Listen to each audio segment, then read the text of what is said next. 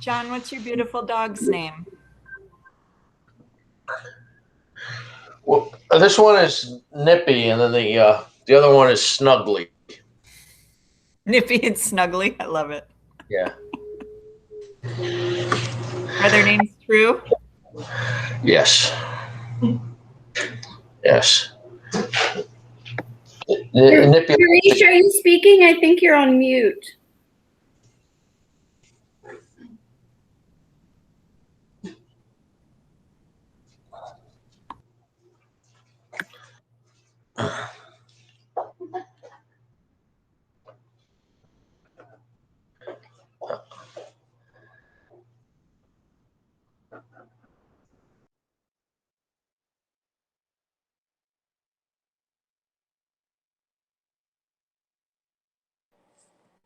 I think he might have a bad internet connection. Girish, maybe you could try to come back in. I think that's why we all sounded goofy. It wasn't my anxiety. Brahma, Guru Vishnu, Guru Devo Maheshwara, Guru Sakshat Param Brahma, Tasmai Shri Gurave Namaha. Tasmai Shri Gurave Namaha. So, my friends, we have been discussing about what exactly is practice. So we have 5 sutras on the practice. Abhyas, Vairagya, Abhyam, Tannirodha. So Abhyas normally translated in English as practice. So, and the second word that used in the practice is dispassion.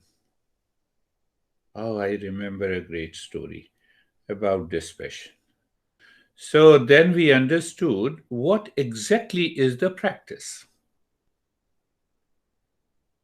So what exactly is the practice? We got tatra sthito yatano abhyasah. Tatra sthito yatano abhyasa.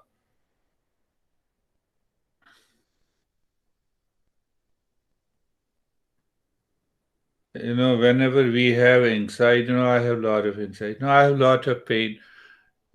I'm feeling sleepy.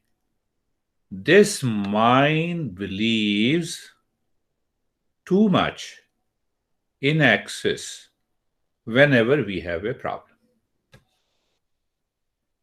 If I say every time we meet and I say Lara is most wonderful, very wonderful. So one day I can promise that your mind will say, why this guy is praising Lara? There is something fishy. What did I say? We have to change that mindset. We don't want to believe what is best and good in our life. And we instantly believe our problems, our pain, our worries, and we constantly repeat it again and again. Are you getting it? Just think of it. What I said, yoga means a study. When you study yourself. You study yourself. Tatra sthito yatano abhyasa. So when the mind is constantly steady on my real nature through the mind, that is what is tatra sthito yatano abhyasa. Tatra sthito yatano abhyasa. We have understood that part. Now comes, you have those 5 sutras, what we did. Tatra sthito yatno abhyasa. Now comes the sutra number 14. So what is the sutra number 14? Satu dirghkal nairantaryam satkar adar sevito dradbhumi. So now our master is saying, Patanjali is saying, what should be the quality and the quantity of the practice? Yeah, you see, in the Yoga Sutra, number 14. So yeah, let me put it on the chat so that you have a reminder. So now you see, I have been practicing yoga for so many years, nothing happens, leave yoga. So Patanjali is answering that. No. Do you ever say that, what the heck, I have been hungry every day. Let me leave hunger. Let me stop eating. This is too much. See that? So I started with the same. Mind, do not believe what is good, better, and the best in our life. Mind is, oh, there is a little pain. What is that pain? What is that pain? And then we get worried and anxious. Can I change this mindset? So now coming to this Yoga Sutra.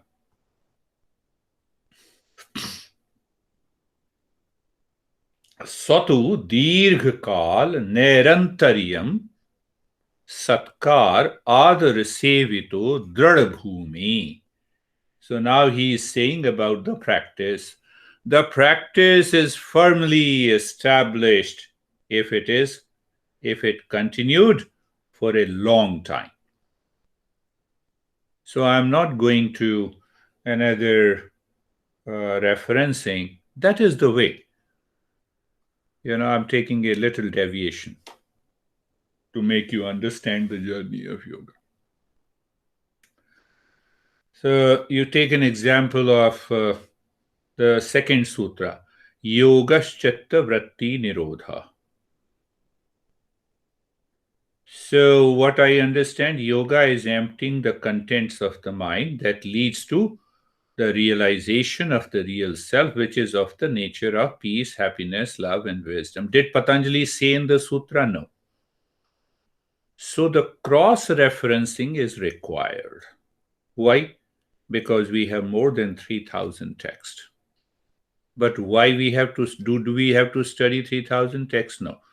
We have to understand the essence of what yoga is, each and every word. Then chitta. So you see, when I say chitta, it is mind. When I say chit, it is consciousness.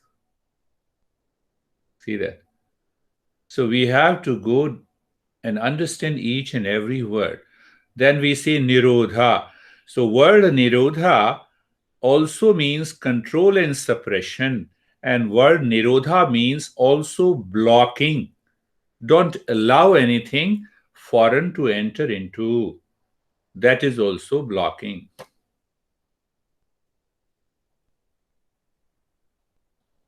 Yogaschat, and then comes the vritti. Now the vritti has multiple meaning. It means modifications, it means thoughts, it means feelings. It also means anxiety. It also means peace. If there is no modification of peace is there in the mind, I do not experience peace.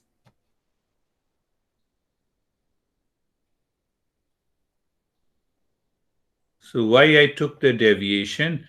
To make us understand that these words have to be properly understood. So what happens in other texts, the chitta is explained in detail. Why? Because the master received the disciple who is a seeker, an intense seeker. He wants to know, or she wants to know in detail. But when we write the sutra, Well, it is compressed. It is zipped file. Come back to the sutra. Abhyasa. So what he says, 3 factors are mandatory in Abhyasa. What are the 3 factors? Long period of time. Why? One master has quantified how much time. I'm not going there. I will come later. So first is longer period. Second is regularity. Third is by commitment, sincerity. Three points are there in the practice. I should continue the practice. The way I eat my food, the way I go to restroom, the way I do my daily chores, I have to continue the practice. I have to find the time. No excuse. Second is regularity. Did you understand the difference between the long period of time and regularity? I have been doing the practice for 10 years. How many times I practiced in 10 years? 5 times. So that gives us the continuity. You see that? Regularity, continuity. And third, you have to add a spice into longer period of time and regularity. What is that spice? Sincerity, devotion. Then only the practice succeeds. Now you see, find out your weaknesses. Are you following the practice with these 3 factors? Now today, I woke up late, so I have a lot of things to do. What about the practice? Include the practice also. Why you did not include the practice? No, it's not important. So are you committed? No, you are not committed. How will you succeed? How will you succeed? Do you see that? I don't question my mind that is causing me a lot of stress based on these Yoga Sutras. That is why I do not succeed. 3 points. Long period of time, regularity and commitment or sincerity. You see that? Now ask yourself why Patanjali says long period. Why he is emphasizing the continuity. Many people say that they have been doing the practice, I told you 10 years, 15 years. How many times you have done? 5 times. Is that a practice? The long practice will not yield any result if it is not continuous. Now, add the 2, understand the 2, continuity and long period. Every single day break in practice, the mind will return to the same old habit. The moment you break, one day there is no continuity. The mind will return to the old habit of likes and dislikes, pain and the pleasure. The long period of the practice and continuity does not mean that the seeker leaves other works and duties of the life. Eastern wisdom never guides the seeker to leave all the works of the life and devote only to the practice of yoga, which is not possible. Definitely, which is not possible. So continuity is very important in the journey of yoga. Why? Example, take the example of your patio and the front yard. The weeds continue to grow. You need to trim them. Until you will realize there are 2 points: pressure, resources. So when I start the practice, the pressure of the old habit of the mind is more and the resource is less.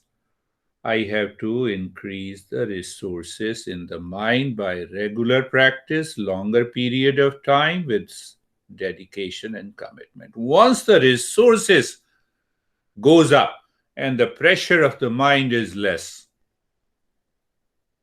with a very warning I'm saying, that even if you don't practice for 10 days, you live into that state of the mind, which is peace and calm.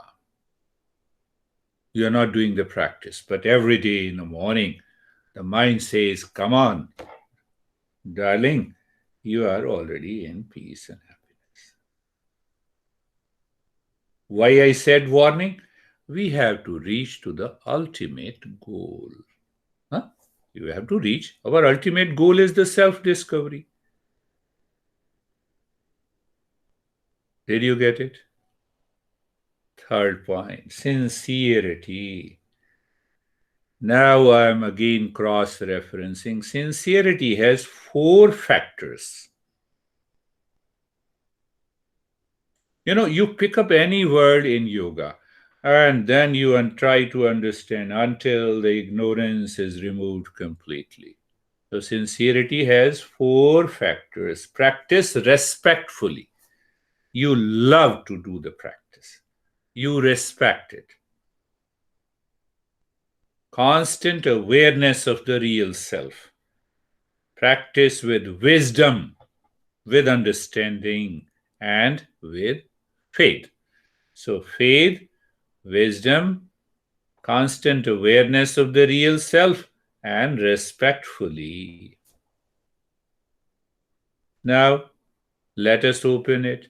Where is the meaning of practicing respectfully?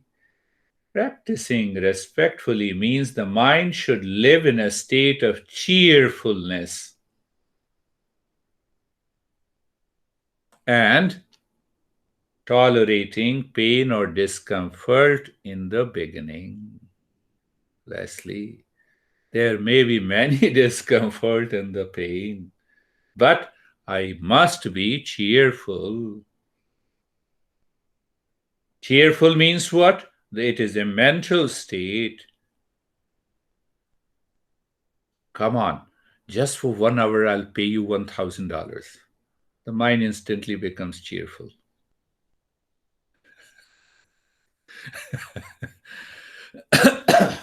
What is the choice of your fate? I will cook that food. Come on, cheerful. Do you understand that? Now I'm feeling sleepy. I have a lot of problem. Close my eyes and do the meditation practice. It does not bring any result. Why it should bring any result? It should not. Cheerfulness. The seeker keeps constant awareness of the real self and the goal of life. The moment you do any yoga practice, remember the ultimate goal, the ultimate destination. The practice should be done with wisdom.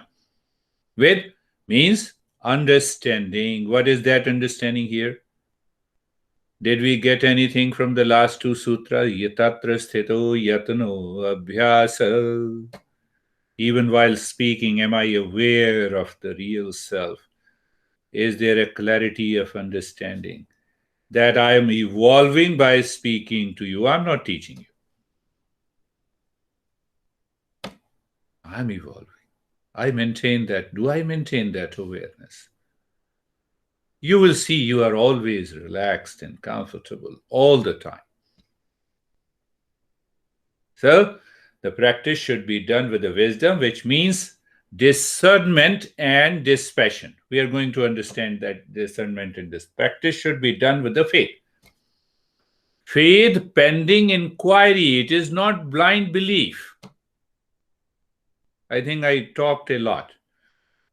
Hypothesis in science, we say, no blind belief. Belief pending inquiry that there is a real self. Whatever the practices in yoga I'm doing to find my real self, you are doing postures and asanas. The time will come, the mind and the intellect will say, no more.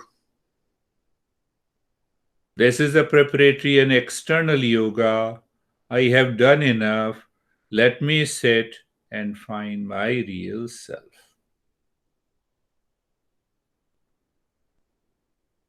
So, did you understand the three factors of the practice abhyasa? What? Sincerity has four factors. I respect the practice. Constant awareness of the real self. Practice with wisdom. Wisdom contains an element of discernment and dispassion. And fourth is the faith. My commitment that I want to free myself from the likes and dislikes, pain and the pleasure. There's duality and a conflict.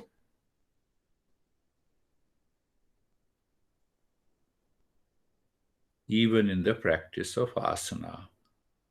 So when we go to the subject of asana, so what is the result of asana? Do you remember? Patanjali says, Tato Dvandana Vighata. I become immune to dualities. Dualities of pain and pleasure, heat and cold, likes and dislikes. How? The asanas are related to the mind and emotions. This is what Patanjali teaches. Tato Dandana Vighata. So that we will take up later. Now see, we understood practice. What is the meaning of the practice? With the three factors. You do only 1 hour of practice today with following these three factors. What is the result? So how do we know the result in Gita?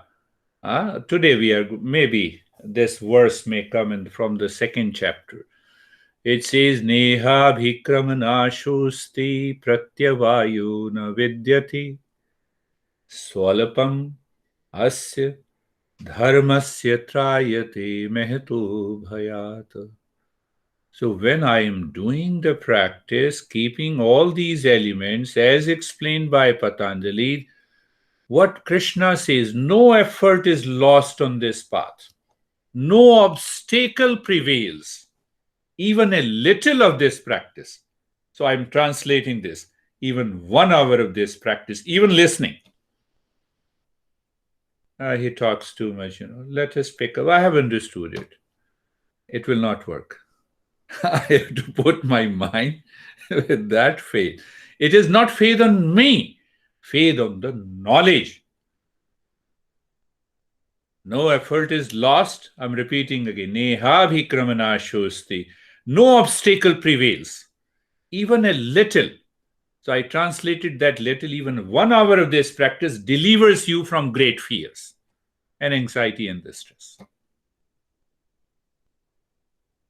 That is the journey of yoga. Neha bhikramana shosti pratyavayo na vidyati. It is a golden path where anxiety, suffering, pain in life ends ultimately. Leslie returned again. Yes. As we experience a cool breeze when we are approaching the ocean, the same way a single step correctly understood points to the abundance of peace and happiness.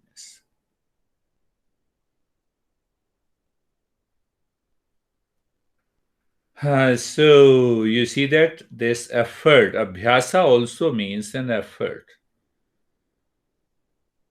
That effort has to be a personal effort. Now I'm giving you another understanding that is also very important. So simple to say, a personal effort from below means I'm evolving. I'm evolving from lower to the higher consciousness in the journey of yoga. Right? And then what happens when the personal effort reaches to a saturation point? The grace descends from above. Grace descends from the highest consciousness, which is known as a blessing, which is also known as a blessing from the master, from the existence, from the Ganesha. Kate has what the Indians will do. She brought Ganesha here. Keep a smile on the face. See that. So this is what every master explains. Patanjali explains in the 4th chapter, personal effort from below. So how long I have to continue the practice? Until I find now personal effort has reached to a saturation point. How do I know it? There is a grace descends from above. What is that grace in terms of the peace and happiness, love and wisdom? We are happy. I have done 5 times practice. Nothing happens. I leave, you leave me. There is no problem. Understand that. Because people do not understand the very essence of the practice.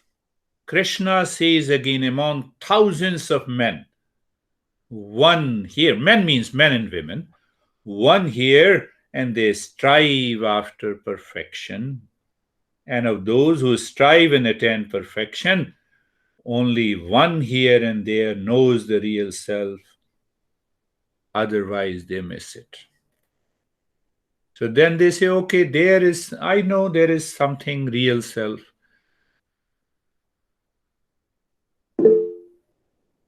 What is perfection? That is what? By regular practice, Lara, you reach to a saturation point. You have reached to the state of perfection by your effort. Then you need not to do anything.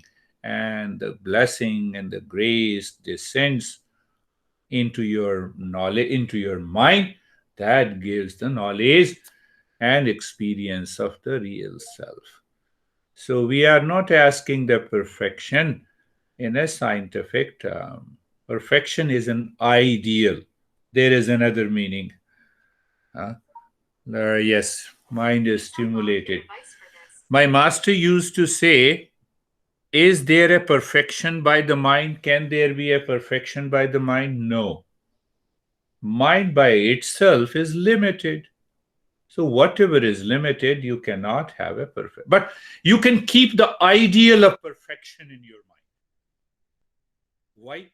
To inspire your mind, to motivate your mind, to keep yourself cheerful, to allow the mind to transcend itself.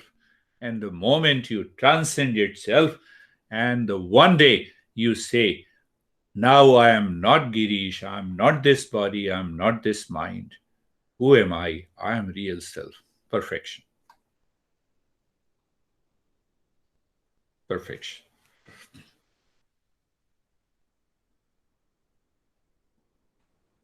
Practice.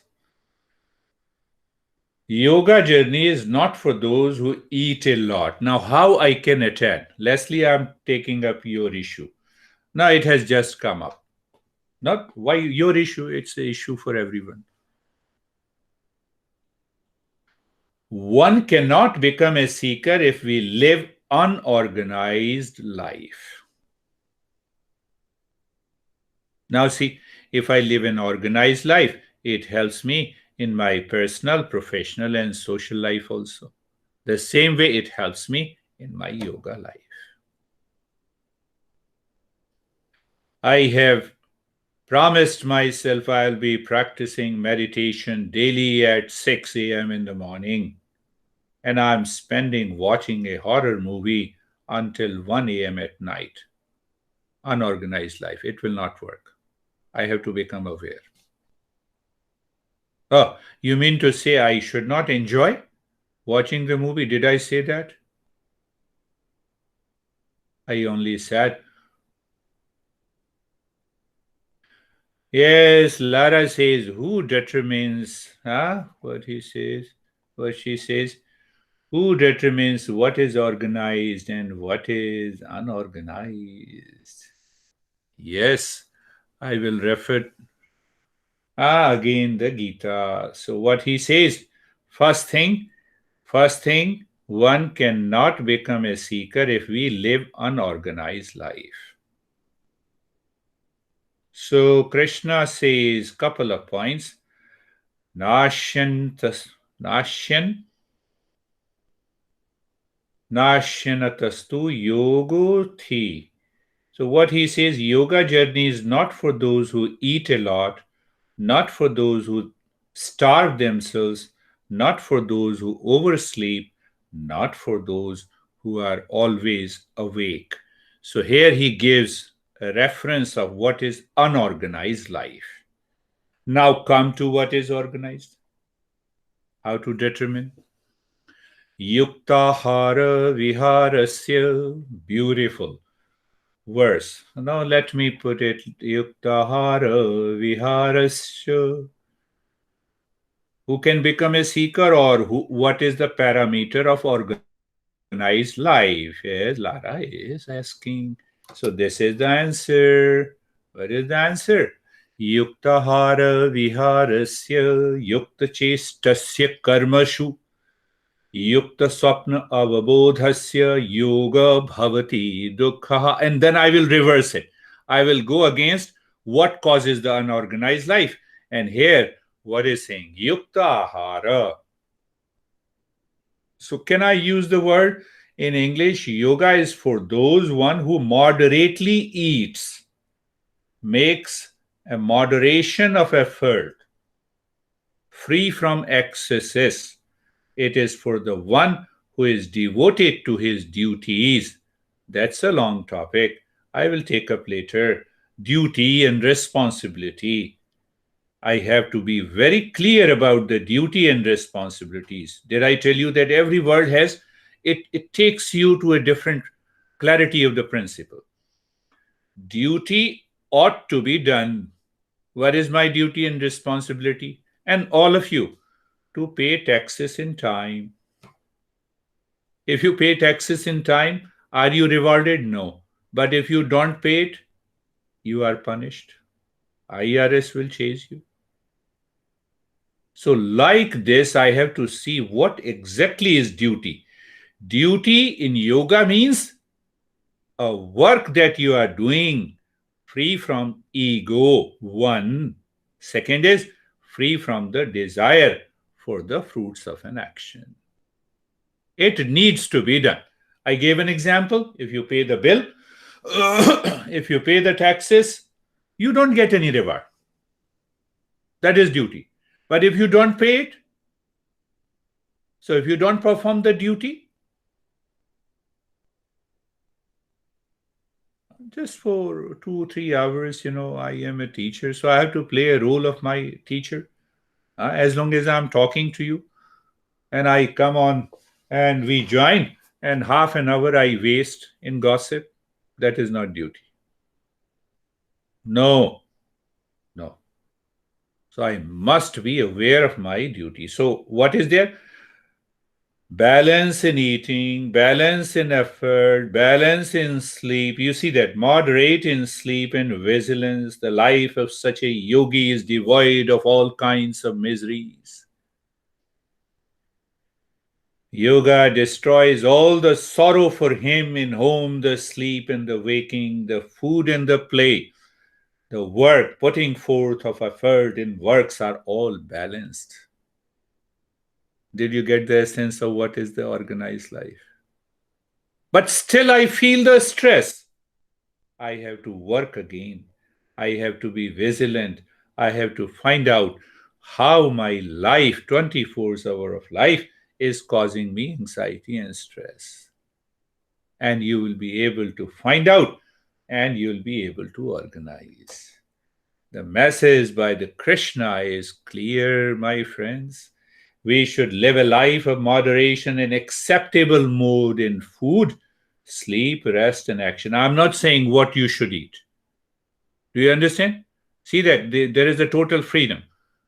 How many hours you sleep, how many hours you take rest and action. The seeker knows his limits and avoids the excesses of everything in daily life. when you avoid those excesses in everything, in your daily activities, life is normally organized. Now, I think you study Hatha Yoga text.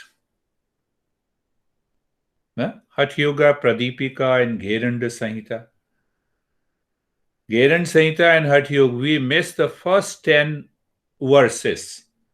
And the Hatha Yoga becomes Hot Yoga. Hatha Yoga becomes Vinyas Yoga. Hatha Yoga becomes Hot Yoga. There is going to be Cold Yoga because we missed the first 10, 15 verses. I'm writing that book in question and answer on Hatha Yoga, Pradipika, and Gheranda Samhita. So in Hatha Yoga Pradipika, there is a 15th verse. Atyahara prayasascha prajalapo niyamagraha. You asked me a right question. Now, what Hatha Yoga Pradipika says when the life is unorganized and disorganized? This is what he says. Now you see the understanding of the author or the yoga master of the Hatha Yoga Pradipika and our great master Krishna. Atyahara prayasascha prajalapo niyamagraha janasanghascha lolyam cha sharibhir yogo vinashyati. There are 6 things that destroys yoga. Simple. You are doing meditation, but you keep these 6 things, it will destroy yoga. Do whatever you want to do. It will not work. Then you will blame. Atyahara, overeating. Prayasascha, over physical exertion. Prajalapo, being too much talkative like me. Now, if you talk sense, that will make a difference. But I want to relax. Come on. And we enter into gossip. Not allowed. Gossip is not allowed. Gossip means I ask my mind to wander. What a beautiful cat you have. I've seen a couple of cats in a place. Ah, yes, Brandy and Leslie. Oh, beautiful. Oh, last year I had a cat, but I had to leave. Violent. You see? The chain of the thoughts. Oh, no. No, Kate has, Lara has a beautiful white cat. I like white color. You see? Gossip. Being too much talkative. Binding oneself with too many rules and regulations. What Hatha Yoga Pradipika says. Atyahara prayasascha prajalapo niyamagrah.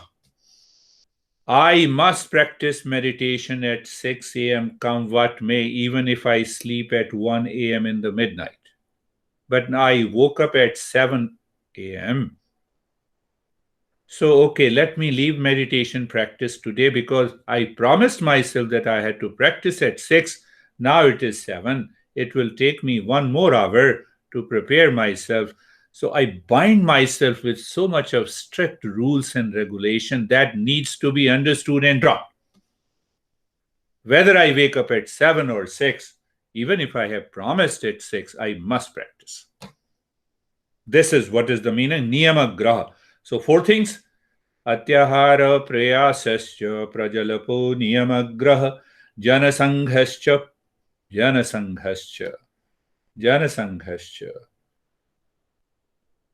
It says I should keep the right company of the people who instantly inspires me.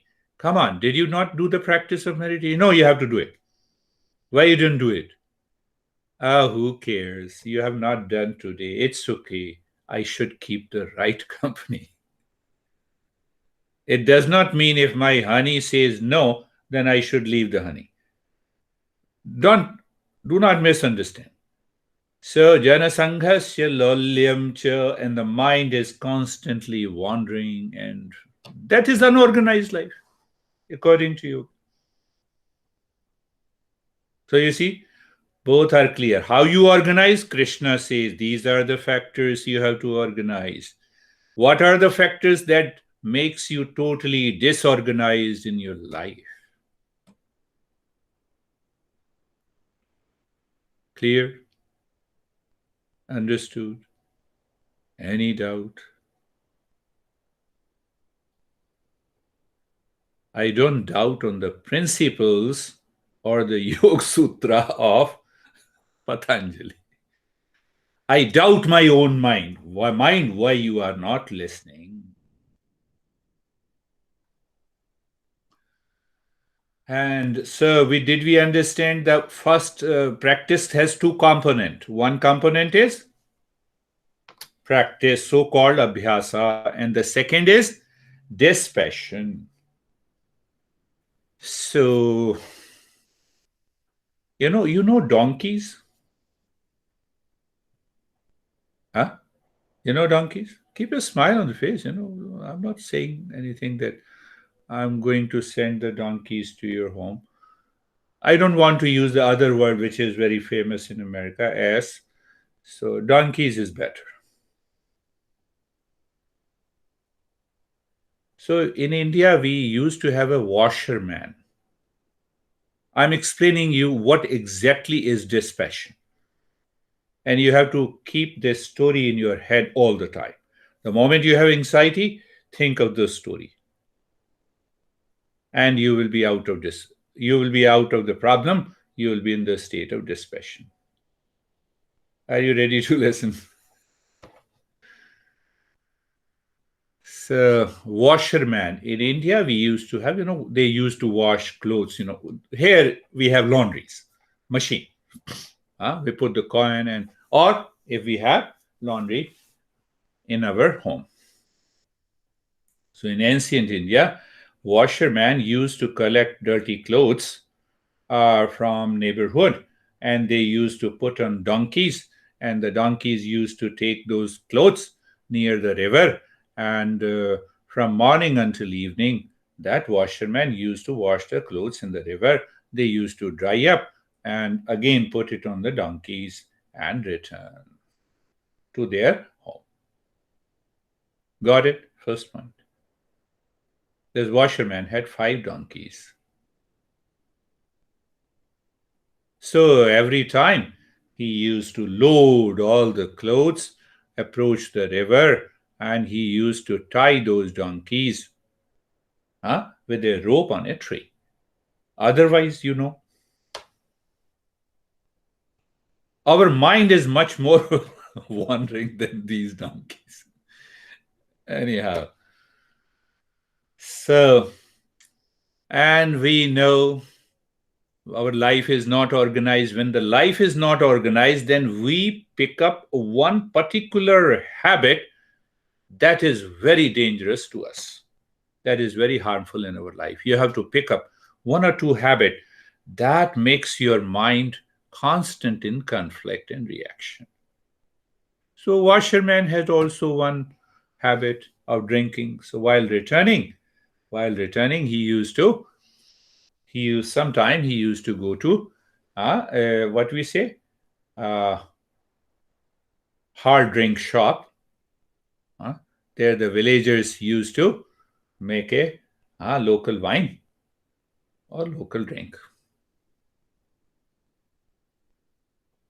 So washerman returned home and his wife started fighting. Every day you come with the drinking, and he was very much upset. Anyhow, he woke up in the morning with lot of hangovers, collected the clothes, 5 donkeys, reached to the river, and he started tying every donkey with a tree. 1, 2, 3, 4. My goodness. Because of hangover, I forgot the 5th rope. What should I do? This donkey will run away. Are you listening the story? I'm talking of dispassion.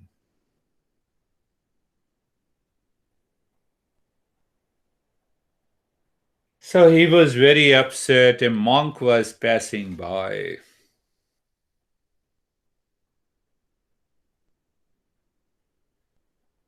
monk saw the washerman very upset, not washing the clothes in the river, and he asked what happened. I forget the rope to tie the fifth donkey with a tree. What should I do? Monk said, no worries. I will solve your problem.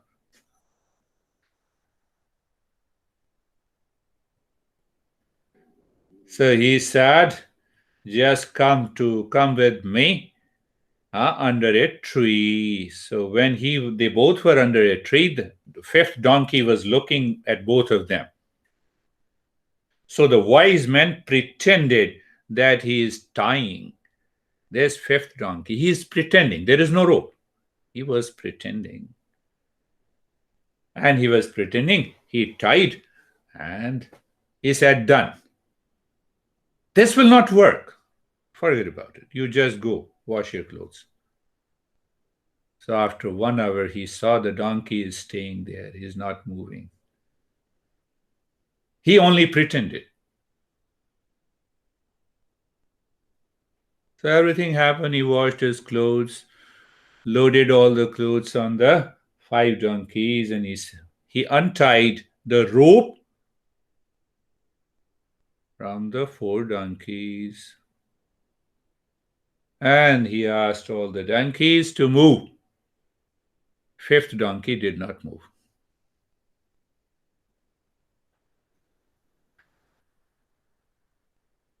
Fifth donkey did not move, and he was upset again. Why? Luckily, the monk was there, and the monk saw the problem. What did you untie? No, but there is no rope. He's not tied. But you pretended to tie that 5th donkey with a tree. Now you have also to pretend to untie. And the washerman untied, pretended donkey was ready, and moved to the home.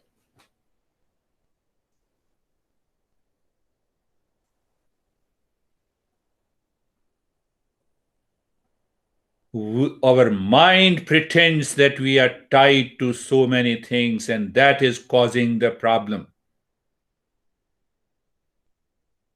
That is what is known as delusion, Leslie. You, me, and all are the same. Our essential nature is full of peace, happiness, love, and wisdom. The mind pretends to tie, causing the problem. The same mind, by the yoga, have to untie, and you are free. You pretend to tie, you are in passion. You pretend to untie, you are in dispassion.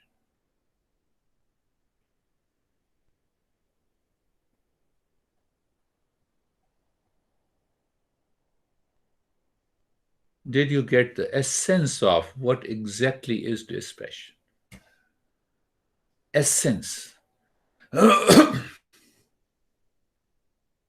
That passion is in the mind. Dispassion is also there in the mind. You have to tie, pretend, untie, pretend, tie.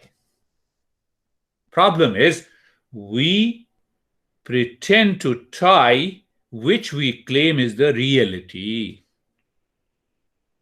We pretend to untie, which we see is unreal. And then we struggle.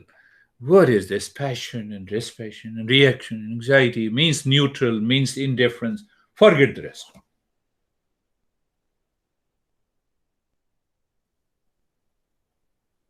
Are you getting it?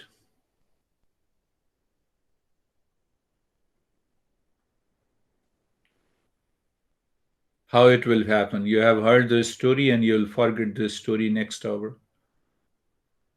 Why you forget the story next hour? Because mind says, now don't think that I'm pretending. It is real. It is real. It is real. That is why I'm suffering. That is why I'm biting the nails. I'm sorry, I'll point out something, so don't mind it. Do you see that?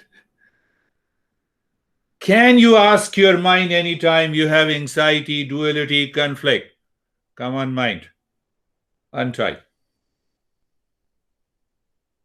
The way you have tied, dispassion is here and now. Here and now. Do you need to do anything? No. Drashta anushravik vishaya vitrashnasya vashikara sangya vairagyam. Now come to the sutra. Dispassion, vairagya or dispassion is a consciousness of mastery achieved by dropping and dissolving the desires of objects seen or heard. Now, it is the same story that is converted into a principle. Dispassion is not an act, it is a knowledge in the mind. Oh, pretending. Tie, untie. And you are done. You are happy, you're cheerful all the time.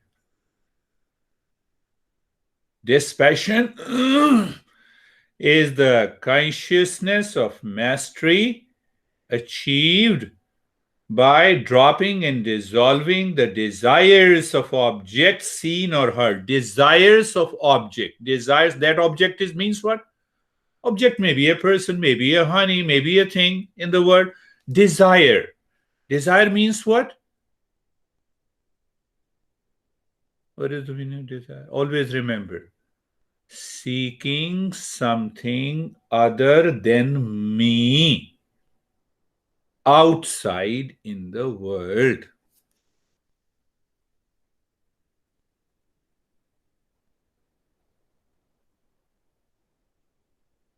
Seeking something other than me in the world, whether that may be a person, maybe a gadget, maybe a house or anything. Clear? Now add one more thing. Why I am seeking? Because of happiness. So mind is pretending that the happiness is not there. Educate the mind. Happiness is not there, my friends. You are already in dispassion. You are still smiling. You were waiting for a happiness in that object. Huh? The mind was pretending the happiness is there. Now you told the mind the happiness is within. Happiness cannot be outside. Same mind pretended to untie.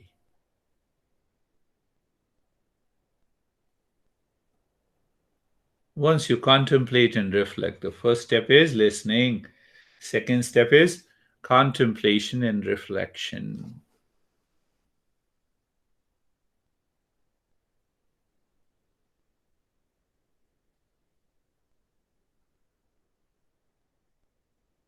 A very strong 7 feet wrestler was outside the home making some noise,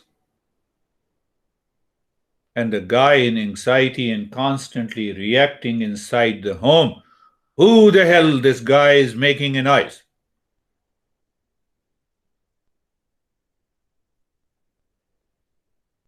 When he opened the door, he found there is a 7 feet guy.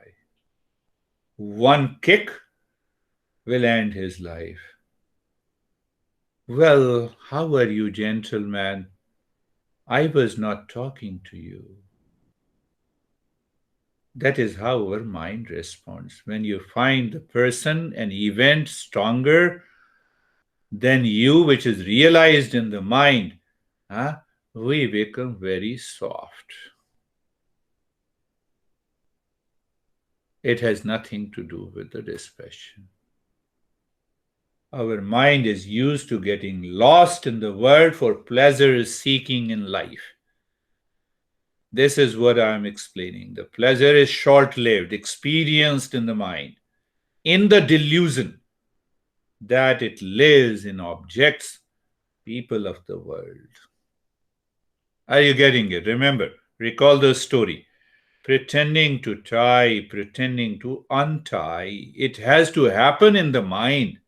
It has nothing to do with outside. Are you getting it? Mind will never dare to be anxious, reactive. And even if it becomes, because of the past impression accumulated there, you are still in the process of learning yoga and practicing yoga. The next moment you will realize and it is gone. You have again the smile on the face. Are you getting it? That is the second element of the practice. If that element is not present in any practice, whether you do asana, pranayama, meditation, nothing will work. So when it does not work for 10, 15, 20, I have how many years of experience? 20 years. I'm upset. Yes, I'm upset. It will not work.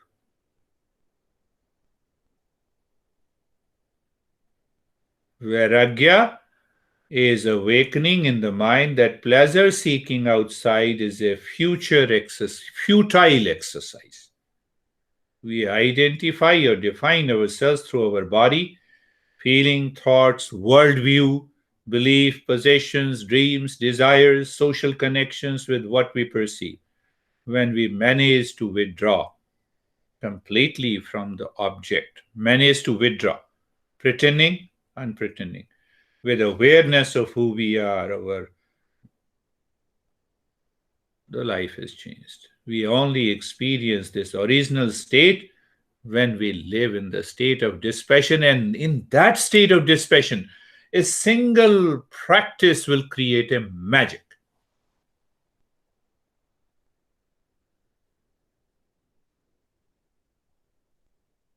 And that magic, you see, you have done a 1 hour practice of meditation, that will remain with you more than a week or more than weeks together. See that? So you see that I am a seeker. I understand what does it mean by the practice. And now I engage my mind into the practice. The life will change. The mind of a non-seeker is wild, distracted and crazy.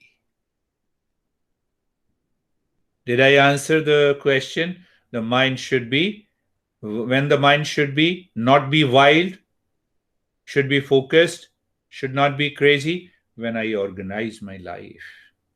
I've already explained you. What are the parameters of organization? Masters have already explained. Yuktahara viharasya. Getting it? I'm not pointing many things which I see. Let us build our strong bond first so that you will not be offended. Then I talk about it.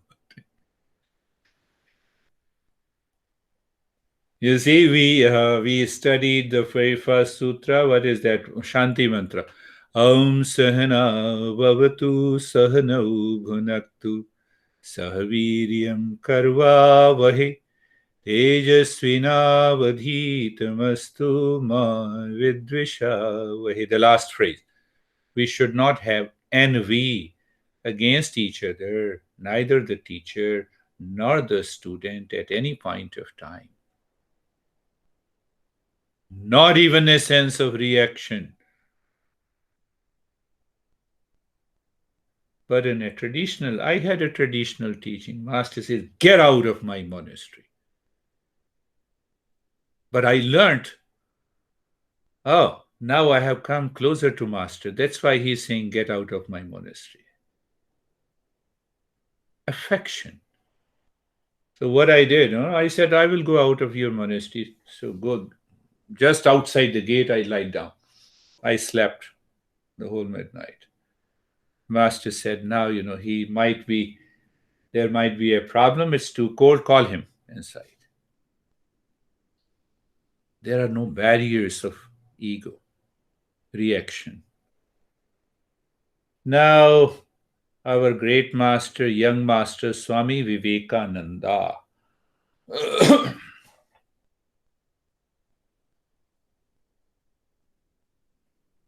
two motives of our action. He says, he explains the same Patanjali Yoga Sutra in a totally different way. I like his explanation. Two motives of our action: what we see ourselves and what is others' experience. Oh, go to that restaurant. That pasta is wonderful. It tastes so good. So Brandy says to me, and that creates an impression in my mind. And other, what I see myself because of likes and dislikes, if I am free from these two, I enter into the state of dispassion. These two forces are throwing the mind. Not you replace pasta with anything that you like. Huh? Smartphone, hero in a movie.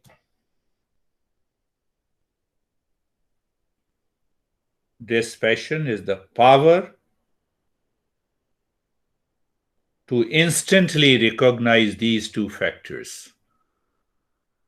And becoming aware, peace and happiness is within me. Done. It's instant awareness. So the elements, two elements of the practice, according to you, and it is also explained in Gita, same practice, same way. Verses are different, expression are different, but the two elements are already there. Abhyas, vairagya, bhyam, tannirodha. So once we study Gita, you will understand. It is better explanation according to my understanding.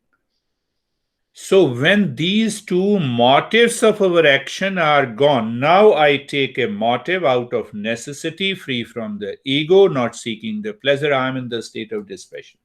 This is what the Patanjali is explaining. In daily life also.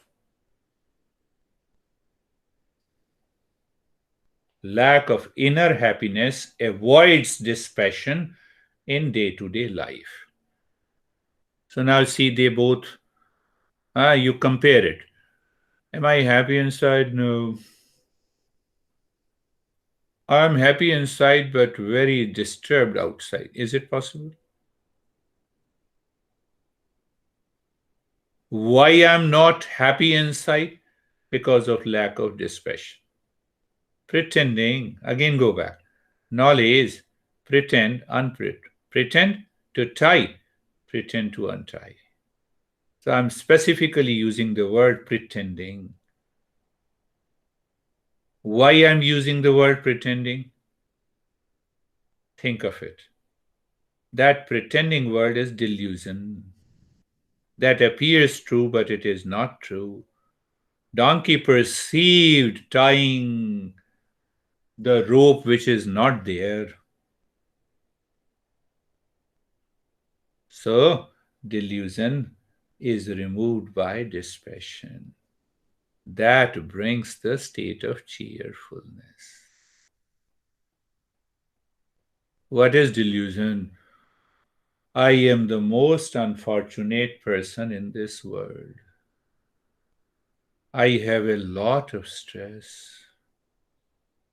Yes, you are unfortunate. I continue to have suffering in my life. Nobody supported me. You don't see. I carry the burden of my anxiety and reaction for the last 10 years. Continue. That is the way you have to live. It is all delusion.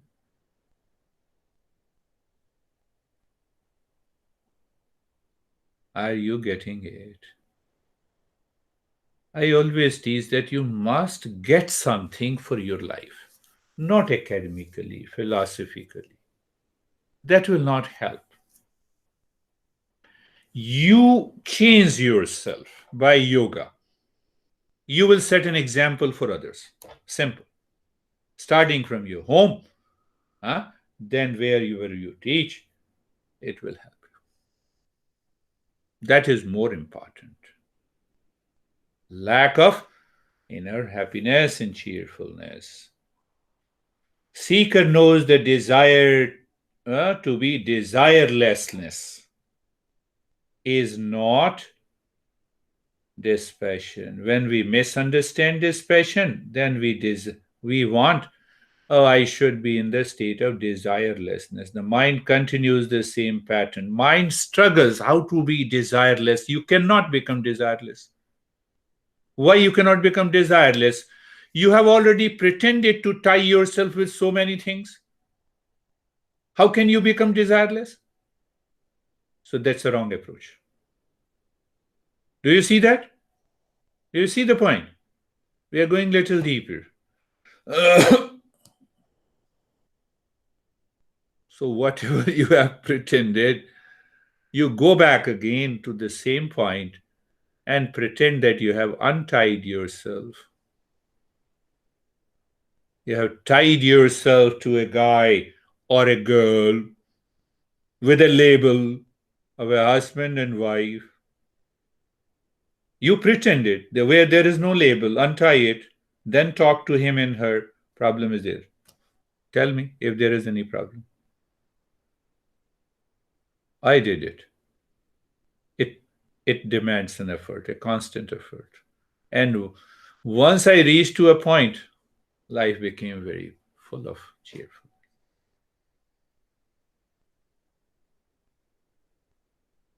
I will not cook this food today. Thank you, that's very good. What you are cooking?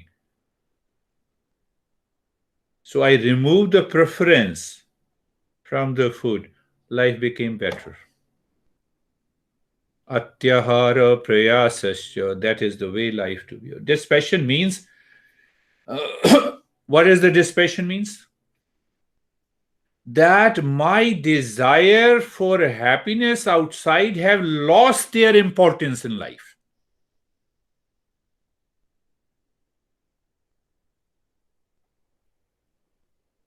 I want a computer to give a lesson, but I have lost the desire for that computer which gives me happiness.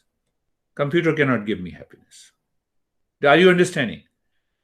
Are you getting it? I am living my life in the same way. There is no extraordinary way of living in yoga. When we say your third eye is open, it does not mean if the third eye is really open. If there is a physical third eye. Think of it. If you put the third eye vertically or horizontally, if you put it vertically, what will happen? I see Lara is 10 feet long. And if I put it horizontally, it is not third eye. Third eye is the wisdom. It is the state of dispassion. Knowledge with wisdom. That is the third eye.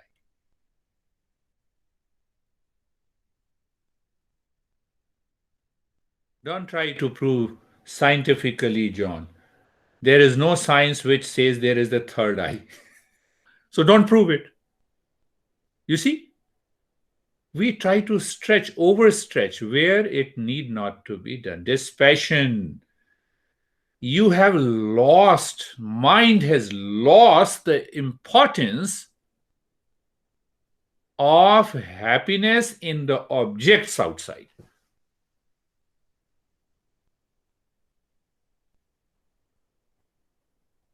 Are you understanding? You can ask the question in between. Now this dispassion comes by satsang, only by listening and learning to the teacher, which is known as satsang. You have just heard it. I made a statement. You are motivated. You are inspired. What a good statement this crazy guy has said. Done. No. It comes by satsang, constant learning and listening from the teacher. And Definitely self-study. Satsang is a great method to awaken the mind to a dispassion. Now you see the importance of I stayed with my master for 26 years. I'm stressing it again and again. Once you are clear about it, two parts of the practice. One part is the knowledge practice in your head, in your intellect, by which you purify the mind. And the second is the personal effort, which includes your breathing and mantra and etc., etc. Long list. Do you see that long list?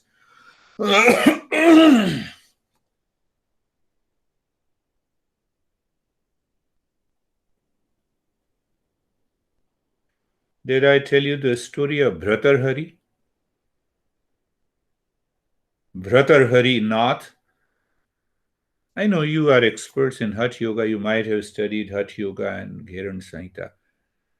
But you did not find the name of this great master, Bhartarhari. Anyhow, should I tell you the story?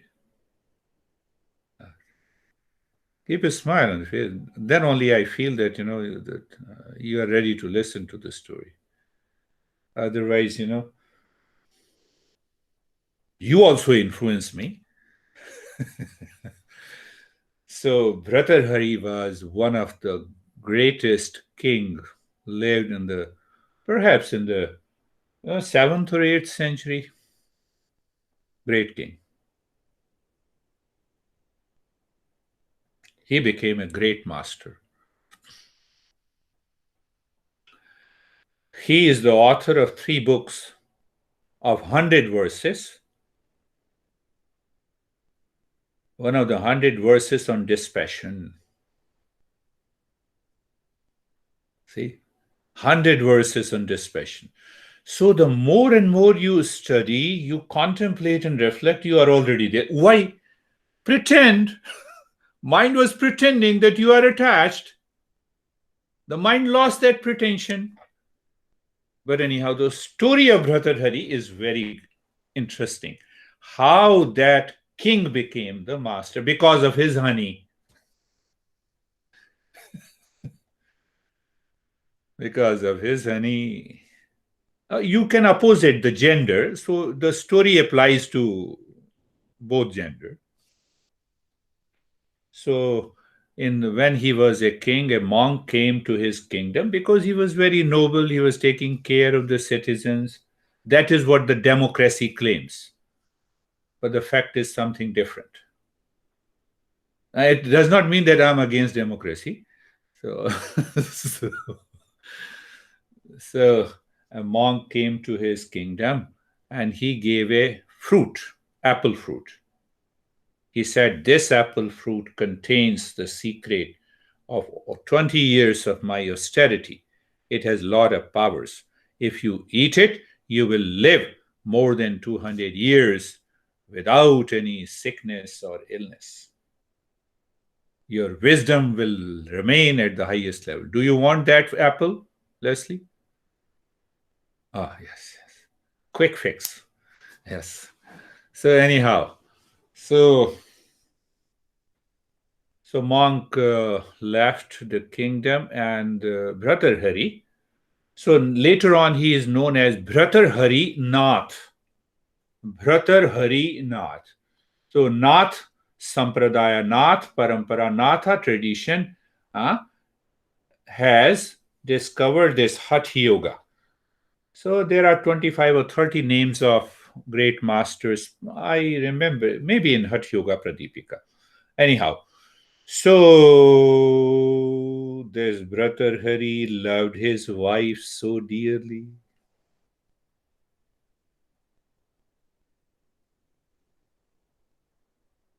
He gave that fruit to his wife.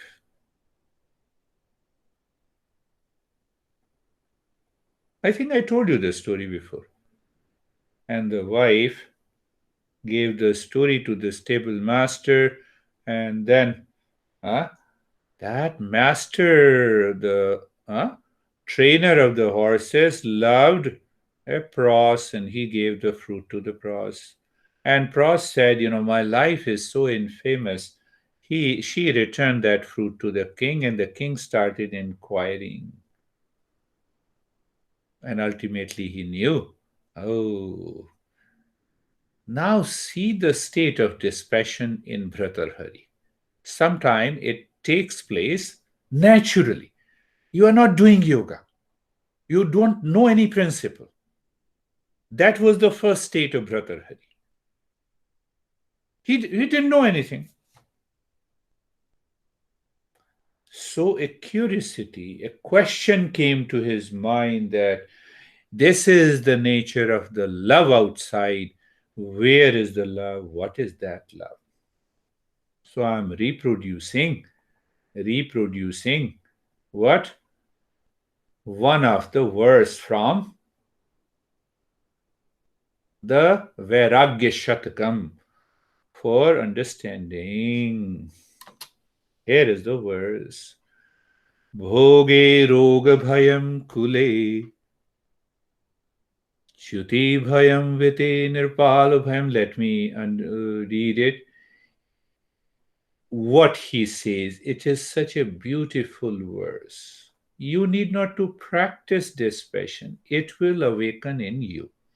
If you think like this, change your thinking. In any enjoyment, there is the fear of disease. In family reputation, there is a fear of falling. He is explaining his own condition. In wealth, there is a fear of king. So here the king you take, if you accumulate wealth without paying the tax. So that is what he referred. In prestige and pride, there is a fear of misery. Forget about prestige and pride. In power, there is a fear of enemy. In beauty, there is a fear of old age. Isn't it?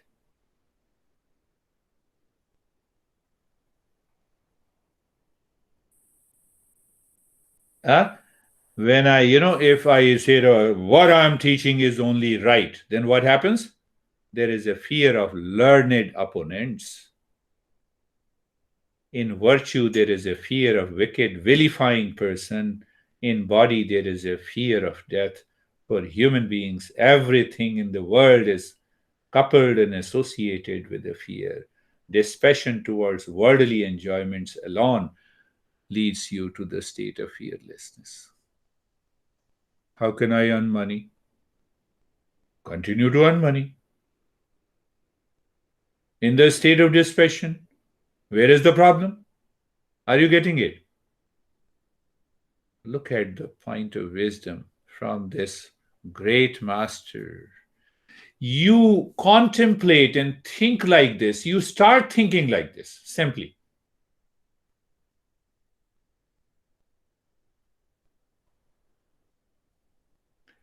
Then in another verse, I'm just putting a translation. I don't exactly remember all the phrases. So in another verse, what he says. It is worth reading again and again. Hope, like a river, with the fantasies as water, agitated by waves of desires, attachment to various objects, pretending. Attachments to various objects, serving as prey, abounding in thoughts of greed, like birds, destroying the foes of courage, surrounded by eddies of ignorance, deep and difficult to cross with steep banks of. He explained, he gave a simile to every word that we feel inside. Oh, fantasies, hope, hesitation, attachment, greed. Hesitation, reaction. See the beauty of it. So when you reach to the highest state of meditation, then only you can have these similes writing. Are you getting it? Just contemplate and reflect on it. So what happens, my friends? When you reach to that highest state of dispassion, what happens? Patanjali. Don't believe me, Patanjali. You have to believe the Patanjali. The highest state of dispassion leads to highest state of meditation. What does it mean by meditation? You are happy. What do you mean? Not practicing and highest state of dispassion? Now you remember what we say. Mindfulness is effortless, natural.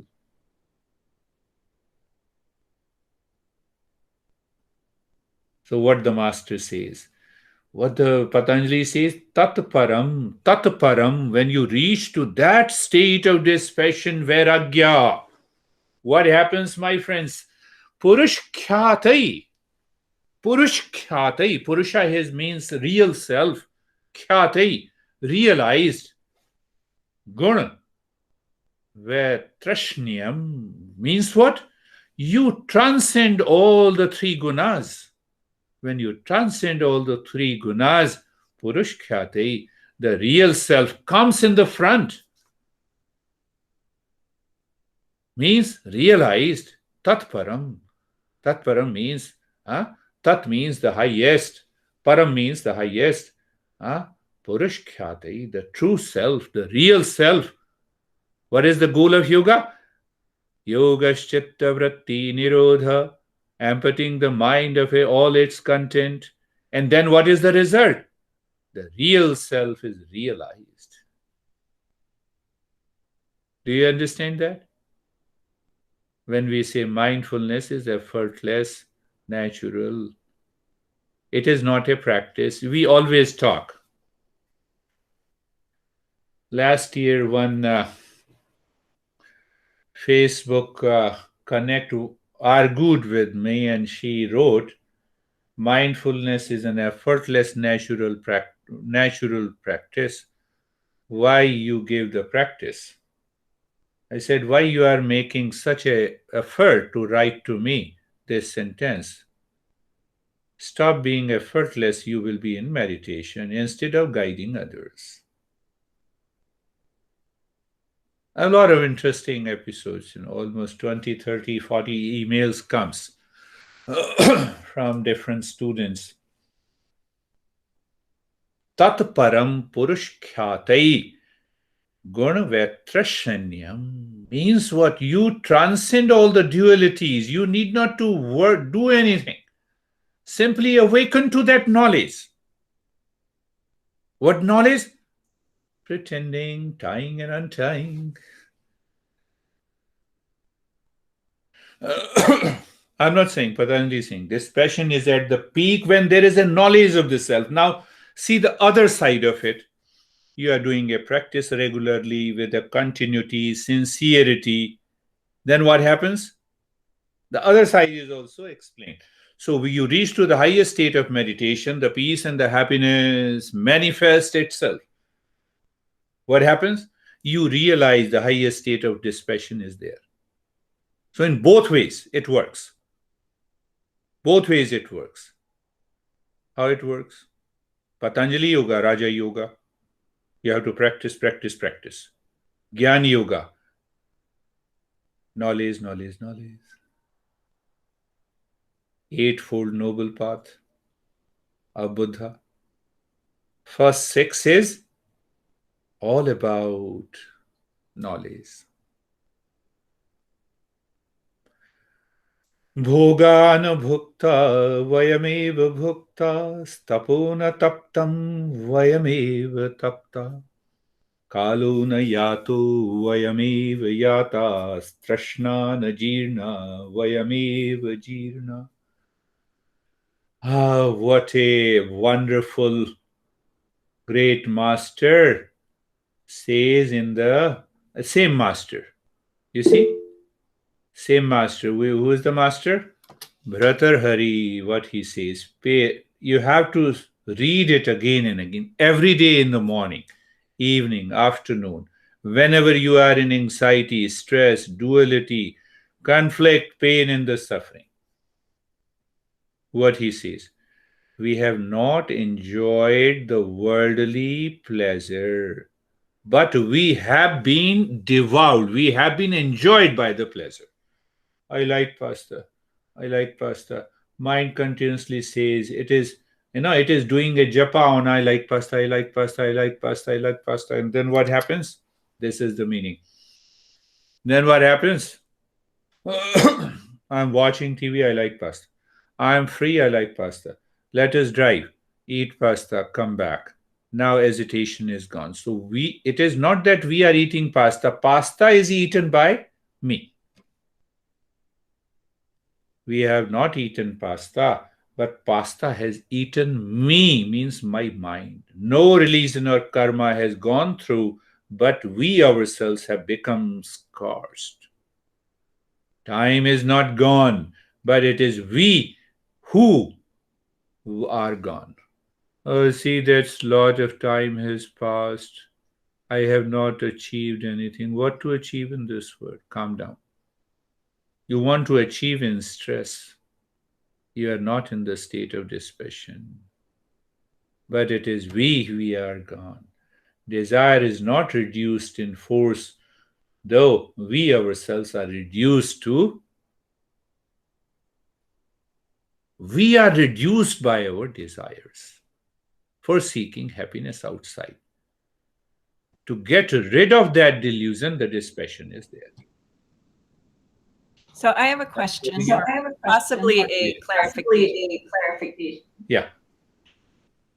So I see John with his dogs, and I just want to eat them up and open my heart, and I feel just open-hearted. So according to this theory, I'm like allowed to feel that. But I'm not allowed. And I'm just using that word. To be like, oh my God, I want those dogs. And then I obsess about it for days about how much I want those dogs. So dispassion isn't complete neutrality about everything. I can have the open heart. Misunderstood. That is why I explained in so many ways. I must examine this dog is giving me pleasure. I must examine why and how. So this pleasure is a pretension in my mind that I am getting a pleasure because of the dog.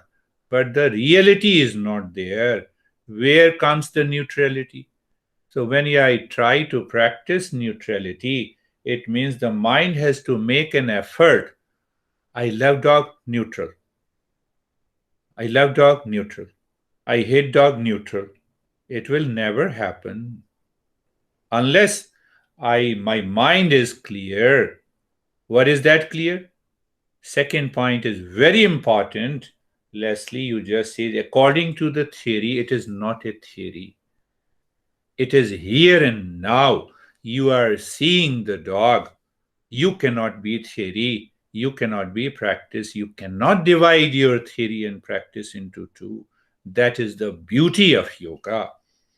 In science, we have theory and the practice. Second point, I made it clear. Now go back again.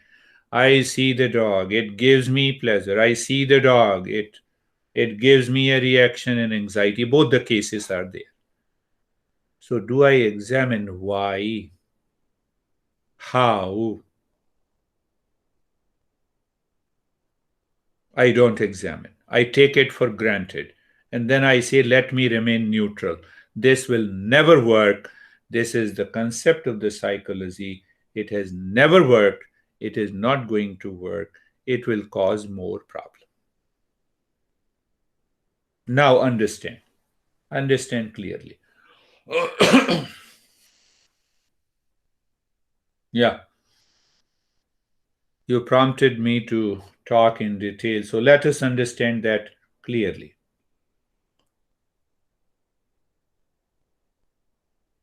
I see this dog.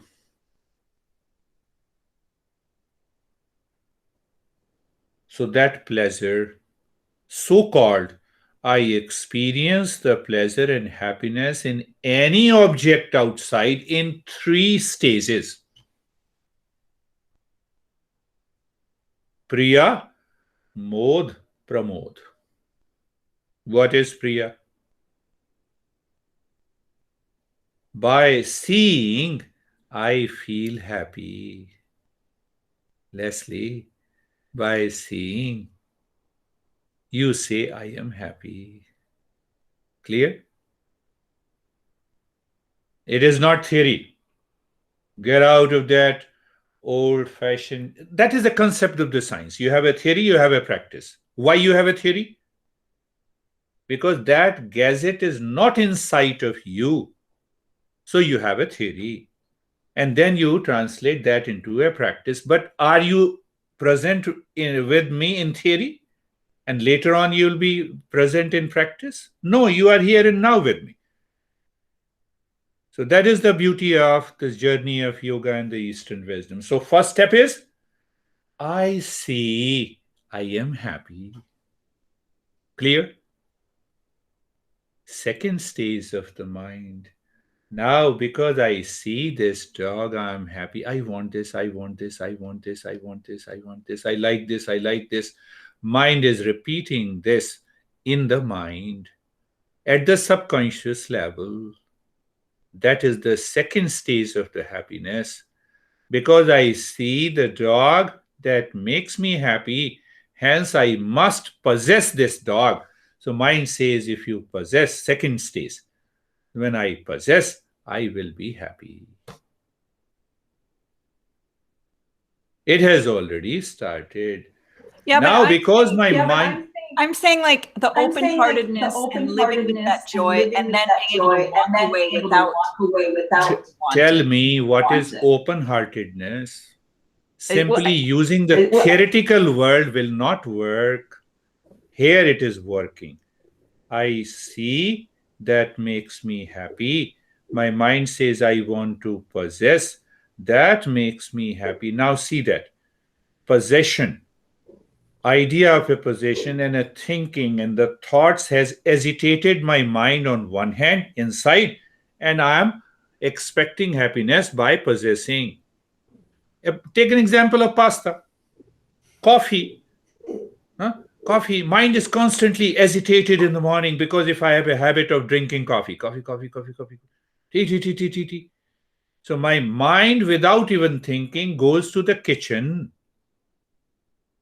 Now I have everything. I possess the coffee. I make the coffee. So you see that in the second stage, it is known as moda. It's a beautiful description and understanding of our own mind. Not theory. It is here and now. So you may have some hesitation in the mind what you are going to do just after this lesson is over. Crazy lesson. So mind is already hesitated to do something. I can bet you. Third stage, what happens when the mind reaches to the highest state of hesitation inside. And I take a cup of tea. That hesitation in the mind, because it sees the happiness in the coffee, is gone. It is not gone because of drinking coffee. It is gone because of I created an hesitation in the mind. That is what modern psychology has reached about fight, flight, and fright reaction. Master of this tradition goes a step further. You are agitated because of coffee. You drank coffee. Agitation is gone down. Ask yourself, where pleasure came? Where is the pleasure? Is the pleasure in the mind or in the coffee? Tell me. Is the happiness in the dog or in you? You become happy inside you, or the dog sent that happiness in you? Then you became open-hearted? Understanding. So what happened? I experience the happiness in here. Here. What is the conclusion? Happiness is not there outside. First step. Conclusion. Are you clear? Not theory, it is a practice. Happiness is not there outside. In any object. Okay, so you mean to say the happiness is in the mind. Let us examine.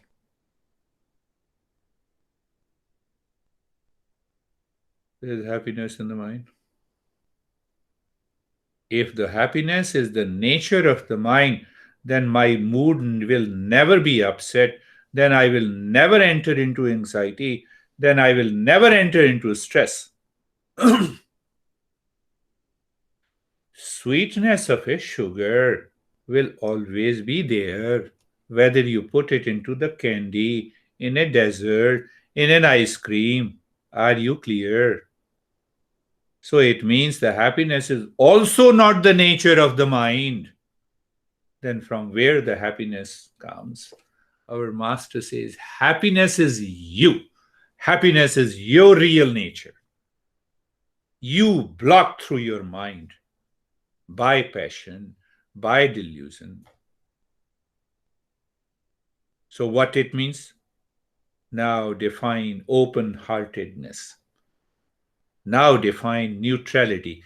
Did I talk of neutrality in the entire description? You don't need that neutrality. You don't need that. What did I say? Open-hearted, the mind that was agitated, perceiving the happiness in the objects outside, that dropped. And when that drops, the mind is full of cheerfulness and happiness all the time. Girish, is seeing the picture of the dog or the image of the dog, is that based on a past impression? And so that past impression is like the dog brings joy. Definitely. Two-part. If I have a liking for any object that includes dog, that brings joy, or I have a past impression. Both are working simultaneously. Both are working simultaneously. I have seen the dog, I have a preference of a dog, and my mind has put a particular thought that love animals somewhere maybe 10 years ago, and now I see the dog. I like the dog. I feel the joy in the dog. That is one. Second is, I consciously think and I tie myself.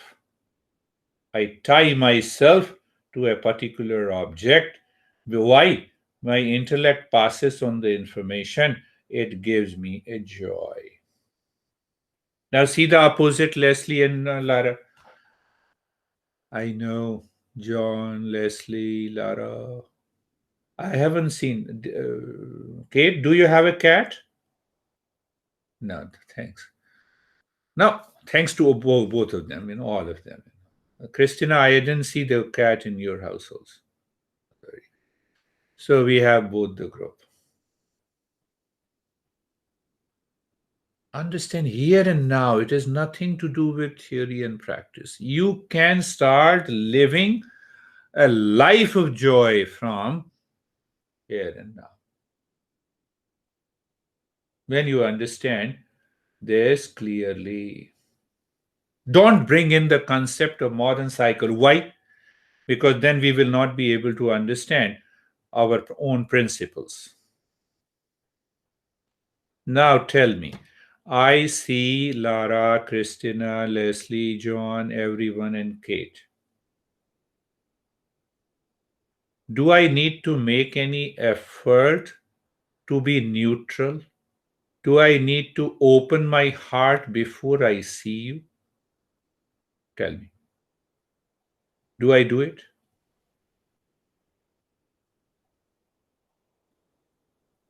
Do I do it? I'm going to say we're not inside. We don't know what you're doing. Ask yourself, are you doing the same when you see this weird guy? You're not doing. You're not talking of neutrality. You're not talking of an open heart.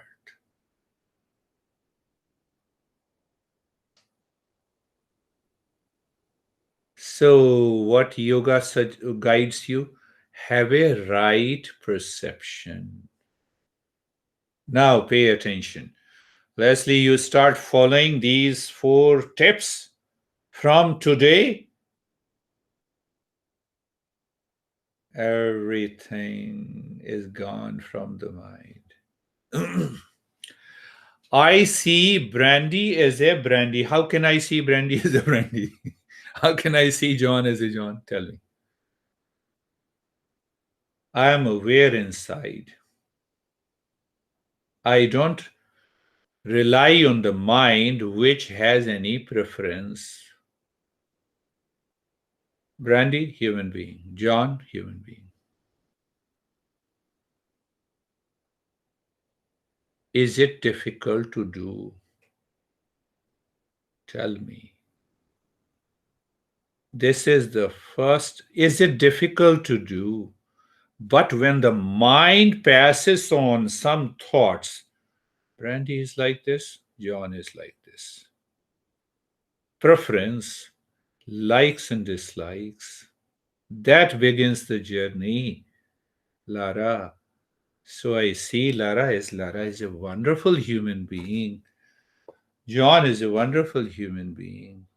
The moment you have a preference in the sense organ supplied by the mind, then you are demanding, now I have already a preference. Now I will be neutral. Neutral? Why you want to be neutral? There is no need. So first knowledge we get from the sense organ. Am I aware? Am I living consciously? First step, right perception. Live into the right perception. That is what brings in. Now, second level of right perception. So I have a right knowledge by sense organs. Clear? Second level of knowledge. Right knowledge without sense organ. Lara truly said, we don't know what you are thinking inside. So definitely. Now I am aware of my feelings. That is a subtle knowledge. So if that subtle feeling is free from seeking any pleasure, happiness outside, remember the story of an ass pretending? Huh? I'm pretending that if John comes to my class, I will be happy. Or if John leaves the class, I will be happy. The subtle feeling. So I should have a right knowledge in the mind without sense organ, right? Second level of knowledge. There are 4 texts written on this, how the knowledge takes place in the mind. You tell me, I have not studied all the 3,000 texts. I have studied major 50 texts again and again. And that gives me the whole picture. So there is a specific text in Eastern wisdom, how the knowledge takes place. It is because of the knowledge I am in stress. I have it or I don't have it. So the master examines. Now the third level. It is raining outside. I don't see the rain. So I hear the noise. Intellect says this is the first information. And I put the logic. It must be raining. So I get the right knowledge by inference. That is known as in science. The entire science is based on inference, my friend. Entire science. Multiple logic. Entire science is based on this. Third level. Now, in order to have a right knowledge,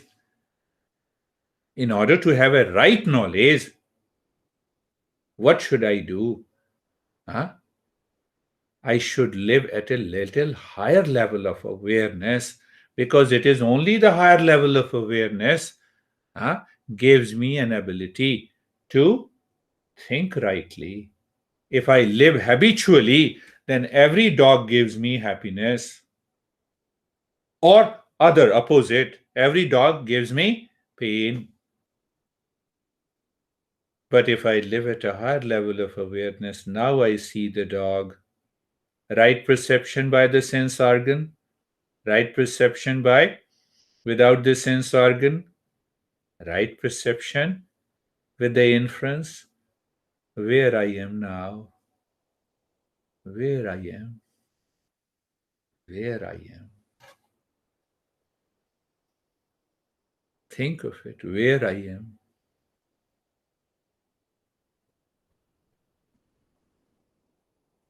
Anything that gives me pleasure outside,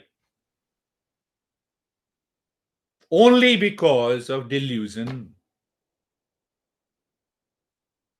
There is no other factor working, and the delusion works the best when we have a lack of awareness of reality. Do you know what is lack of awareness of reality? Patanjali says it is avidya. Now see just the opposite. When you are happy without any object or a person in the world outside, happiness is there. Don't you see that moment is full of dispassion? Dog is there or not, cat is there or not, honey is there or not, you are flying. Have you observed that? It happens to everyone.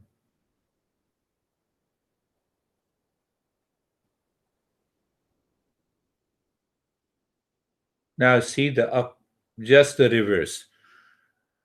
In one of the teaching, my master used to say that, okay, this dog brings you happiness, right, Leslie? So it means the happiness is there in the dog. Then I must fight with you to get that dog to give me happiness. So every human being on the earth must get this dog to give me happiness. Is it possible? Is it really possible? I must examine. If it is possible, if the dog, if the cat owned by Brandy gives happiness to Brandy, I have to, then obviously, then I got a formula for happiness. How I will steal that cat to give me happiness. Are we thinking individuals?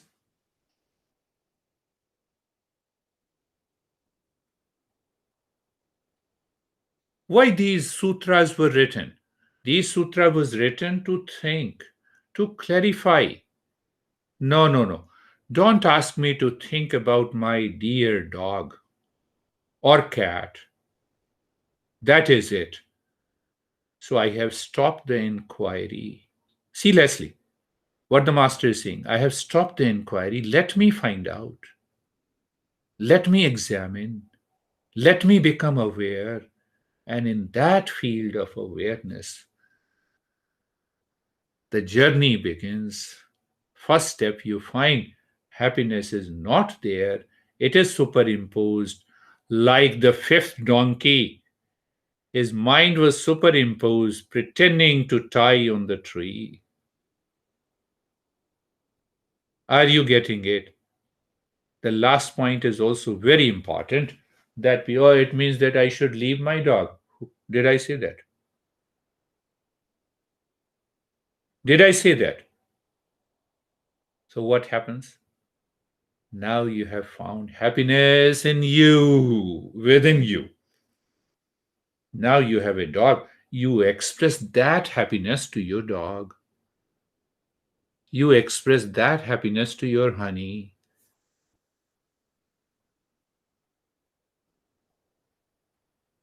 Otherwise, what happens? First, my honey doesn't love me. I'm just giving an example. Honey, you can add anything. You can replace. So hence, I have some substitution. So that gives me happiness. I feel emptiness and hollowness inside. So in order to fill that hollowness and emptiness, I love the dog or a cat or something else. Ask yourself, open yourself. Find out the real need. That we normally do in a private lesson, but I'm just asking, this is very dear. This session is also very dear to me because of Lara. And just ask yourself, why my mind leaves one object where I was expecting happiness because I did not get it. So I run after the second object. Why? Because happiness is not there inside. There's a hollowness. I have an expectation of the happiness. And in that expectation, the world comes neutrality. Because of that happiness, because of that hollowness. Are you getting it? Is everyone getting it? Think of it. In that hollowness, our mind rationalizes. Should I be neutral? Should I not react? Did I say that? I did not say that. I did not say that. Recognize, respect, and accept what is happening in the mind inside. I feel hollow, empty, lonely. So, in order to fill that, I am seeking happiness outside. In between, I create a sense of neutrality. If I remain neutral when my honey comes at home, I know that my honey doesn't love me, but still I will keep the neutrality. So that neutrality goes with the resistance and reaction. You are holding yourself. Is that neutral?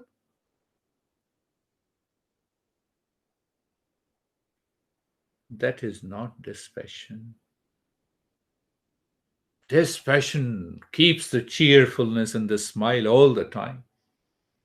Come what may, whatever is happening in the world.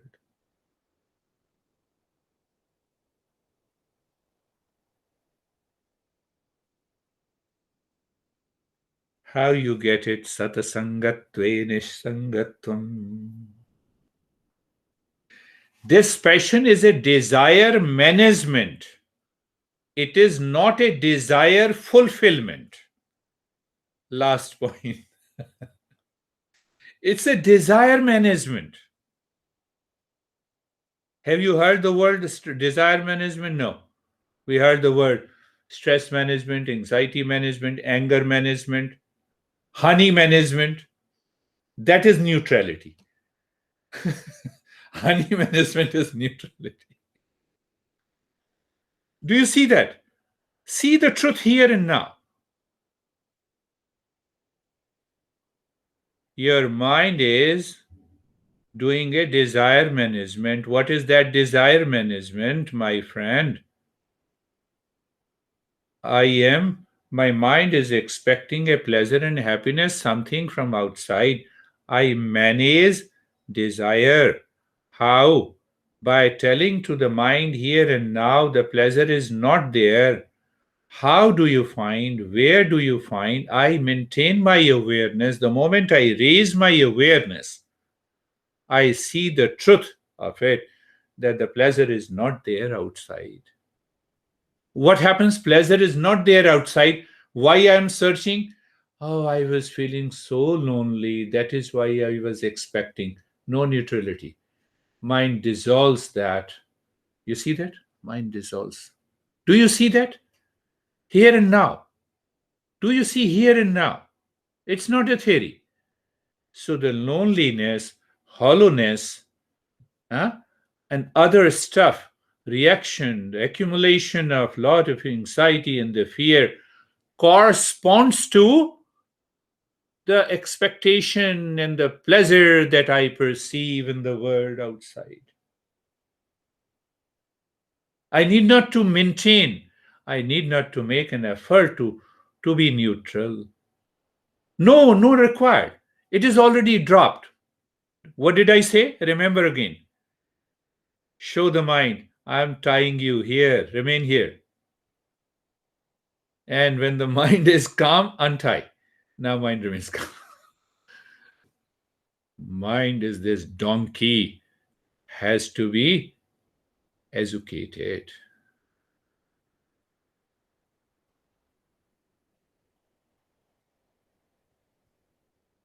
You understand, keep a smile. Don't understand, keep a smile.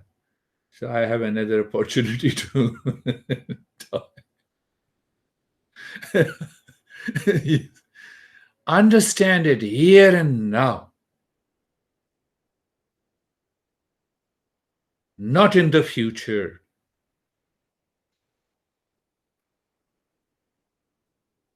A bad habit. My master always said, did you understand? Yes, I understood. You have a stress, still I have a stress. You taught me the theory. He says, get out of it. You are present here and now. You are not in theory. Are you present in theory? Tell me. Are you present in theory? For you, you are working on yourself. So you are present here and now. There is no theory and practice. The very listening should raise your awareness and should change you.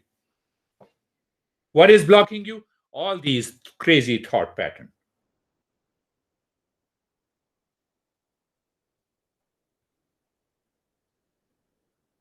Accept the theory and the practice and the science. It is definitely there. When we want to discover, find anything outside in the material world. But you are present here and now. Yoga is working on yourself. Yoga is to study yourself.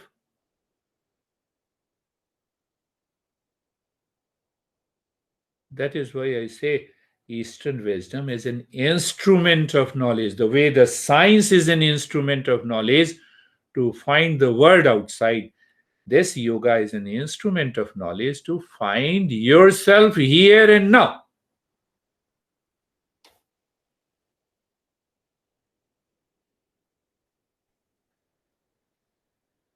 I'm not making you serious. It's a plain fact. Are you here and now with me? No, you are at your home and I'm at your home. So you are twisting by your argument. Here and now means what? What did I say? Are we communicating with each other? Are we learning yoga? That is the real meaning. So if the mind twists, no, you are there and I'm here, you are beard and I'm unbeard, and then you start putting lot of questions, that is not the way of learning. You see that? Do you see? I'm here and now. I am here and now.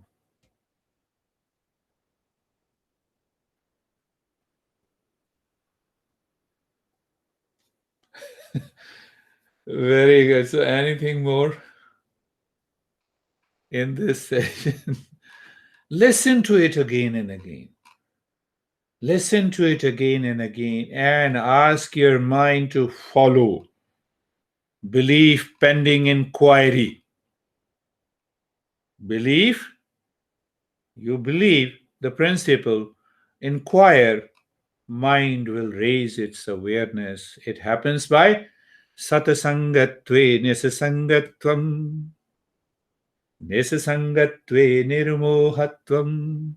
Satasang, company, listening and learning, what it brings, nisasangatvam, unattachment. Same story. Huh? So you have shown to the mind and you have tied yourself in delusion. Now by listening and learning, what happens?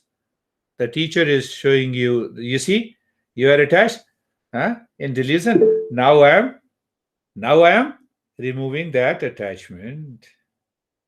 They both are in delusion. They both are in delusion. Nothing of neutrality. Satasangatve nesasangatvam. Then what happens?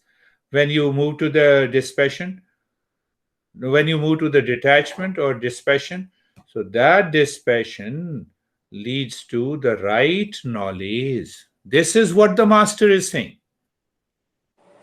Right knowledge. Now tell me, can the right knowledge cause you any stress and suffering? So right knowledge will inspire you to follow the path. Every time you practice meditation, it succeeds. Every day you practice, it succeeds. Every day your life changes.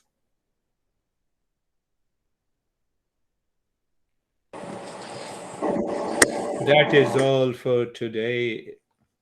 Girish, what were you just quoting?